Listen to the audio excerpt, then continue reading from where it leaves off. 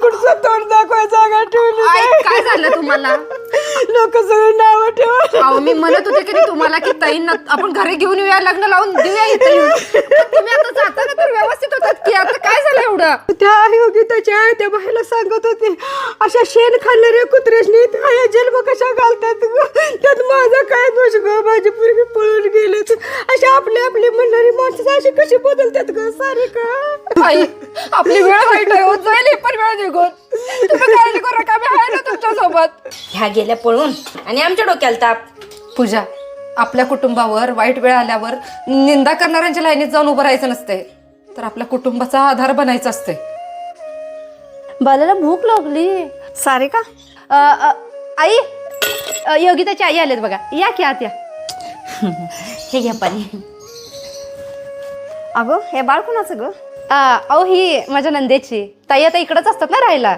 बर, परवा आमच्या योगिताचं लग्न आहे आणि यायचं आहे सर्वांनी, आणि सारिका तुला पण यायचं आहे. हा खरंच छान झालं काकू. म्हणजे तिच्या आधी 2 लपडी होतीच ना, आणि आता हे वर्षभरापासून 3रं चालूच होतं माझ्या कानावर. आणि हा मुलगा काहीतरी सरकारी नोकरदार आहे म्हणून फिक्स केलं वाटतं तिनं. अरे देवा, झाला बट्ट बोल. आणि तुम्ही पण गाव बोंबाटा करण्यापेक्षा आपापसात मिटवून लगीन करून द्यायला लागला, ते एक चांगलं केलं. म्हणजे कसं आहे काकू, प्रत्येक वेळेला मुलं चुकतात ना, तर आई वडिलांचा दोष नसतोय ना त्याच्यामध्ये.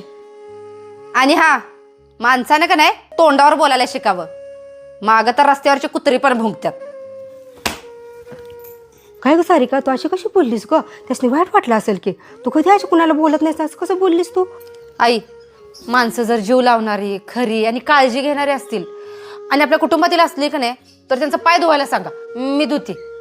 पण जर ही असली दुतोंडी बांडगुळ असतात का नाही, आणि ज्यांच्यामुळे माझ्या कुटुंबाला जर त्रास होत असेल का नाही, त्यांचा पाय तोडायची जर वेळ आली का नाही, तरी मी तोडीन. बरं तुम्ही आता बसा, मी चहा घेऊन येते. हां आला साध्या सुद्धा दिसणारे जाऊ बाई डेंजर आहेत राव, तर जपूनच राहायला पाहिजे.